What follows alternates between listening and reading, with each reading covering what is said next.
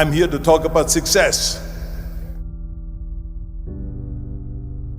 The first rule of success is to have a vision. You see, if you don't have a vision of where you go, and if you don't have a goal where you go, you drift around and you never end up anywhere. I mean, as you know, I was born in 1947 in Austria after the Second World War. So I was very fortunate that I stumbled onto my vision. And I didn't really like Austria when I grew up. I couldn't wait to get out of there. I couldn't see myself becoming a farmer or a worker in a factory or anything like that, even though my parents wanted me to stay there and have a normal life. But that was their vision, not mine. My vision was totally different. I felt that I was born for something special, for something unique, for something big. Then one day I went to school. I remember I was 11 years old, and they showed a documentary about America. And there they showed in this documentary the huge skyscrapers, the high-rises, the huge bridges, the 6-lane freeways, and all of this stuff. And I said to myself, that's where I want to be. I don't want to be around here with these little farmhouses and these little buildings. I want to be in America. And one day after school, I walked by a store in Graz. So I went inside and I looked around and I looked at this stuff, and I saw a magazine. I saw a bodybuilding magazine that had Reg Park on the cover.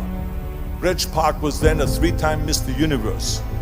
And I saw him on the big screen as Hercules.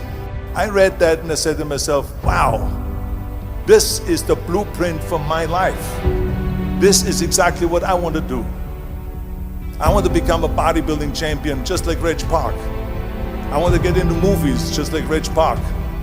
And I want to make millions of dollars and be rich and famous just like Reg Park. Do you know how great it felt that I knew where I was going? Imagine the majority of people don't know where they're going. I knew where I was going, that I'm going to become this bodybuilding champion just like him. So it was just a question of how do you do it? I was so relieved, because when you have a goal, when you have a vision, everything becomes easy. So people always ask me, when they saw me in the gym in the pumping iron days, they say, why is it that you're working out so hard? 5 hours a day, 6 hours a day, and you have always a smile on your face. And I told people all the time, I said, because to me, I'm shooting for a goal. In front of me is the Mr. Universe title. So every rep that I do gets me closer to accomplishing that goal, to make this goal, this vision turn into reality. Every single set that I do, every repetition, every weight that I lift will get me a step closer to turn this goal into reality. So I couldn't wait to do another 500-pound squat. I couldn't wait to do another 500-pound bench press. I couldn't wait to do another 2,000 reps of sit-ups. I couldn't wait for the next exercise. With the age of 20, I went to London and I won the Mr. Universe contest as the youngest Mr. Universe ever. And it was because I had a goal. So let me tell you something, visualizing a goal and going after it makes it fun. You got to have a purpose no matter what you do in life. You got to have a purpose. 74% hate their job in America. Now this is not much different when you come to Europe. The majority of people don't like what they're doing, because they're really not doing it because they didn't have a goal and they followed this goal. They just aimlessly drift around, and then all of a sudden there's a job opening, so they get that job because you have to work. But then when you work, it's a chore. It's work. It's not fun. So if you think about, only a quarter of the people really enjoy what they're doing in life. That is unbelievable if you think about it. So I felt so blessed that I knew what I was doing. It's like a medical student that studies and knows he wants to become a doctor. You know where to go. And the same thing is also in politics. I remember that in politics, I had a very clear vision that I will be the leader of California. This is as far as I could go because I was not born in America, so I could not run for president. So being the governor of the fifth largest state, I should say the largest state, the fifth largest economy in the world, was for me really the ultimate title, the ultimate accomplishment in politics. So even though people came up to me and says, why don't you go and run for something smaller, you're never gonna make it. I ran for governor, and then 2 months later I became governor of the state of California. Again, because I had a very clear vision what I'm gonna do with California. So that's rule number one, have a vision. Rule number two is, don't listen to the naysayers. Don't listen to the naysayers.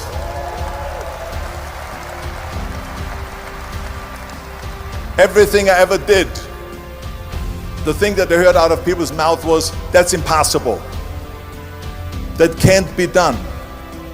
Or no. That is exactly what I heard, and of course I proved to the people that it can't be done.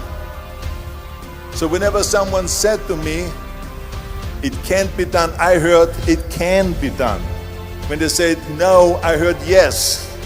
And when they said it's impossible, I heard it is possible. I'm a strong believer of what Nelson Mandela said, that everything is always impossible until someone does it. Well, I'm gonna be the one, I said to myself, I'm gonna do it and I'm gonna show it to them. Maybe it has never been done before. That's perfectly fine with me. But I'm gonna do it. And I did not listen to the naysayers. It's all about the hard work that you put in. I said to myself, in bodybuilding I worked out 5-6 hours a day. I'm going to do the same thing now for acting. And of course I went to college to study English. I studied the accent removal, acting classes, and all of this stuff all day long. I worked and I worked and I worked. And within a short period of time I made one movie called Hercules in New York, which of course went right into the toilet. But it didn't discourage me. I still had the same vision. And then all of a sudden I did Streets of San Francisco. I did Stay Hungry and Pumping Iron and The Villain. And then all of a sudden I was asked by Dino De Laurentiis and by Universal Studio to star in Conan the Barbarian. And after I did Conan the Barbarian, the director at the press conference said to the press, the director was John Milius, he said to the press, if we wouldn't have had Arnold, we would have had to build one. So think about that.